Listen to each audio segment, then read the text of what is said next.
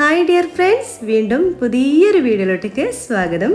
ഇന്ന് ഞാൻ കണ്ണൂർക്കാരുടെ സ്വന്തം ബറാത്ത് സ്പെഷ്യൽ കായ്ക്കറി ആയിട്ടാണ് വന്നിരിക്കുന്നത്. ഇതൊരു പായസമാണ്. എപ്പോഴും ഉണ്ടാക്കുന്നൊരു പായസമല്ല, നമ്മൾ ബറാത്തിന് 27 രാവിനൊക്കെ ഉണ്ടാക്കുന്ന ഒരു പായസമാണ്. നല്ല രുചിയുള്ളൊരു പായസമാണ്. ലൈഫിൽ ഒരിക്കലെങ്കിലും ഇത് കഴിച്ചു നോക്കണം. അപ്പോൾ നമ്മളിതെങ്ങനെ തയ്യാറാക്കുന്നത് നോക്കാം. അപ്പോൾ നിങ്ങൾക്ക് ഈ വീഡിയോ ഇഷ്ടമാവുകയാണെങ്കിൽ സബ്സ്ക്രൈബ് ചെയ്ത് ഒന്ന് സപ്പോർട്ട് ചെയ്യണേ. നിങ്ങളുടെ സപ്പോർട്ട് ഉണ്ടെങ്കിൽ മാത്രമേ എനിക്ക് മുന്നോട്ട് പോകാൻ കഴിയുള്ളൂ. അതുപോലെ തന്നെ ലൈക്ക് ചെയ്യാനും ഷെയർ ചെയ്യാനും കമൻറ്റ് ചെയ്യാനും മറക്കരുത്. അപ്പോൾ വീഡിയോയിലോട്ടേക്ക് പോകാം. അപ്പോൾ നമ്മുടെ പായസം ഉണ്ടാക്കാൻ വേണ്ടി ഞാനിവിടെ 1 കപ്പ് കടലപ്പരിപ്പ് എടുത്ത് വെച്ചിട്ടുണ്ട്. നന്നായിട്ട് കഴുകിയതിന് ശേഷം എടുത്തിട്ടുള്ള കടലപ്പരിപ്പാണ്. ഇനി നമുക്കിത് വേവിച്ചെടുക്കണം. കുക്കറിൽ ഒരു 3 വിസിൽ വരുന്നവരെ നമുക്കിത് അടിച്ച് വേവിച്ചെടുക്കാം. ഇത്തിരി ഉപ്പ് കൂടി ചേർത്തിട്ട് വേവിച്ചെടുക്കാം. ഇനി വേണ്ടത് 1 കപ്പ് അളവിൽ ജീരകശാല റൈസ് അരി എടുത്തിട്ടുണ്ട് ഞാൻ. അപ്പോൾ നമ്മൾ എടുക്കുമ്പോൾ കടലപ്പരിപ്പും അരിയും ഒരേ അളവിൽ തന്നെ എടുക്കുക. അപ്പോൾ ഞാൻ രണ്ടും സെയിം ആയിട്ട് ഓരോരോ കപ്പ് അളവിലാണ് എടുത്തിട്ടുള്ളത്. അപ്പോൾ നമ്മൾ 2 മണിക്കൂർ അരി ഒന്ന് കുതിർത്ത് വെക്കണം. അതിനുശേഷം നല്ല കഴുകിയെടുത്തിട്ടുള്ള അരിയാണ്. ഇനി ഈ അരിക്ക് പകരം നിങ്ങൾക്ക് പച്ചരി വെച്ചിട്ടും ചെയ്യാം. പക്ഷേ നമ്മൾ ഈ ബിരിയാണി അരി എടുക്കുമ്പോഴുള്ള ടേസ്റ്റ് ഒന്ന് വേറെ ലെവലാണ് കേട്ടോ. പച്ചരി വെച്ച് ചെയ്യുമ്പോൾ ആ ടേസ്റ്റ് കിട്ടില്ല. ഇനി ഒരു മിക്സിയുടെ ജാർ എടുക്കാം. അതിലോട്ടേക്ക് ഈ കഴുകി വെച്ചിട്ടുള്ള നമ്മുടെ ഈ അരിയൊന്ന് ഇതിലോട്ടേക്ക് ചേർത്ത് കൊടുക്കാം. മുഴുവൻ അരിയും ചേർത്തതിന് ശേഷം നമുക്ക് ഇത് ഇത്തിരി വെള്ളവും കൂടി ഒഴിച്ചിട്ട് നല്ല പേസ്റ്റ് രൂപത്തിൽ തരികളൊന്നും ഇല്ലാതെ തന്നെ അരച്ചെടുക്കാം. ഇനി നമുക്ക് ഏത് പാത്രത്തിലാണോ പായസം വെക്കുന്നത് ആ ഒരു പാത്രം നമുക്ക് വെക്കാം. നമ്മളിപ്പോൾ സ്റ്റൗ ഓണാക്കിയിട്ടൊന്നുമില്ല. ഇനി ഇതിലോട്ടേക്ക് നമുക്ക് തേങ്ങയുടെ 2ാം പാൽ ഒഴിച്ചു കൊടുക്കാം. ഇത് ഏകദേശം ഒരു 4 കപ്പ് പാലുണ്ടാവും. ഇനി നമ്മൾ ആദ്യം അരച്ച് വെച്ചിട്ടുള്ള അരിൻ്റെ മിക്സും കൂടി ഇതിലോട്ടേക്ക് ഒഴിച്ചു കൊടുക്കാം. ഇനി നമുക്ക് സ്റ്റൗ ഓണാക്കിയിട്ട് നന്നായിട്ടൊന്ന് മിക്സാക്കി കൊടുക്കണം. നമ്മുടെ അരിയും തേങ്ങാപ്പാലൊക്കെ കൂടിയിട്ട് നല്ലവണ്ണം തന്നെ ഒന്ന് മിക്സാക്കി എടുക്കുക.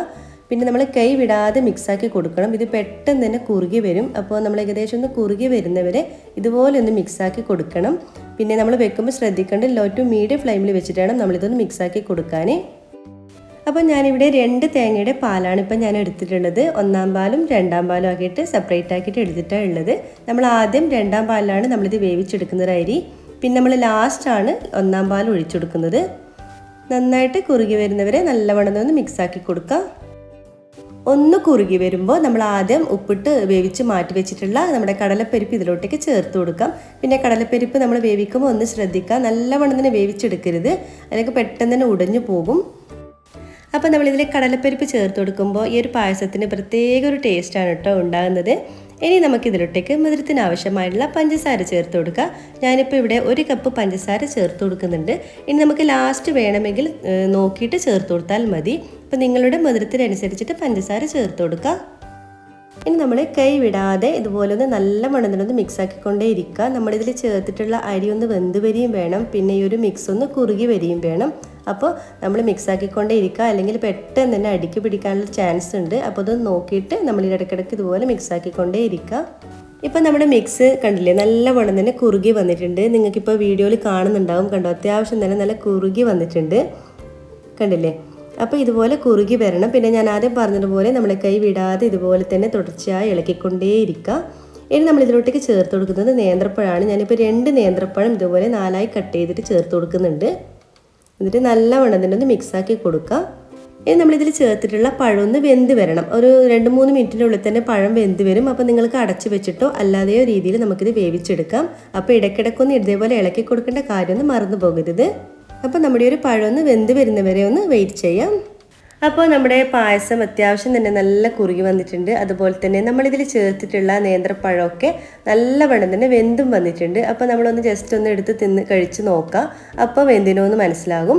അപ്പോൾ കണ്ടില്ല, അപ്പോൾ നല്ലവണ്ണം തന്നെ ഒന്ന് മിക്സാക്കി കൊടുക്കുക. പിന്നെ നമ്മുടെ ഇപ്പോൾ ഈ ഒരു പായസം നല്ലവണ്ണം തന്നെ കുറുകിയിട്ടാണ് വന്നിട്ടുള്ളത്. അപ്പോൾ ഇടയ്ക്കിടയ്ക്കൊന്ന് മിക്സാക്കി കൊടുക്കണം. ഇനി നമ്മൾ ഇതിലോട്ടേക്ക് ചേർത്ത് കൊടുക്കേണ്ടത് തേങ്ങയുടെ 1ാം പാലാണ് നമ്മൾ ചേർത്ത് കൊടുക്കുന്നത്. ഇതിപ്പോൾ ഏകദേശം 2 കപ്പോളം തേങ്ങയുടെ 1ാം പാലുണ്ടാകും. അതും കൂടി ചേർത്തിട്ട് നല്ലവണ്ണം തന്നെ ഒന്ന് മിക്സാക്കി കൊടുക്കുക. നമ്മുടെ തേങ്ങയുടെ പാലും അതുപോലെ തന്നെ നമ്മുടെ ഒരു മിക്സും കൂടി നല്ലവണ്ണം തന്നെ യോജിച്ച് വരണം. അതുവരെ നല്ലവണ്ണം തന്നെ ഒന്ന് മിക്സാക്കി കൊടുക്കുക.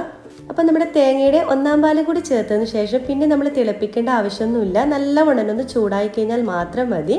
അപ്പോൾ ഇതിലോട്ടേക്ക് ഇനി 1 ടീസ്പൂണോളം ഏലക്കൻ്റെ പൊടി ചേർത്ത് കൊടുക്കുക. ഇനി ആ പഞ്ചസാരയുടെ ടേസ്റ്റ് ഒന്ന് ബാലൻസ് ചെയ്യാൻ വേണ്ടി ഒരു ഇത്തിരി ഉപ്പ് കൂടി ചേർത്ത് കൊടുക്കുക. എന്നിട്ട് നല്ലവണ്ണം തന്നെ ഒന്ന് മിക്സ് ചെയ്തെടുക്കണം. നമ്മുടെ ഏലക്കൻ്റെ പൊടിയും ഉപ്പൊക്കെ കൂടി നമ്മുടെ പായസത്തിൻ്റെ എല്ലാ ഭാഗത്തോട്ടേക്കും എത്തുന്ന നിലയിൽ നന്നായിട്ട് തന്നെ യോജിപ്പിച്ചെടുക്കുക.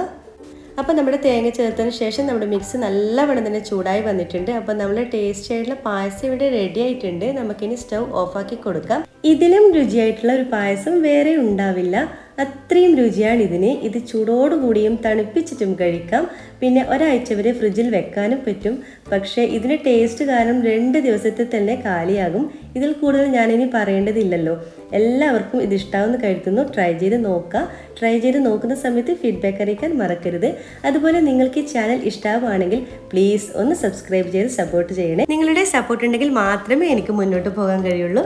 പിന്നെ ലൈക്ക് ചെയ്യാനും ഷെയർ ചെയ്യാനും കമൻറ്റ് ചെയ്യാനും മറക്കരുത്. ഇൻഷാ അല്ലാഹ് വീണ്ടും മറ്റൊരു നല്ലൊരു വീഡിയോയിലൂടെ വീണ്ടും കാണാം. അതുവരേക്കും എല്ലാവർക്കും താങ്ക് യു.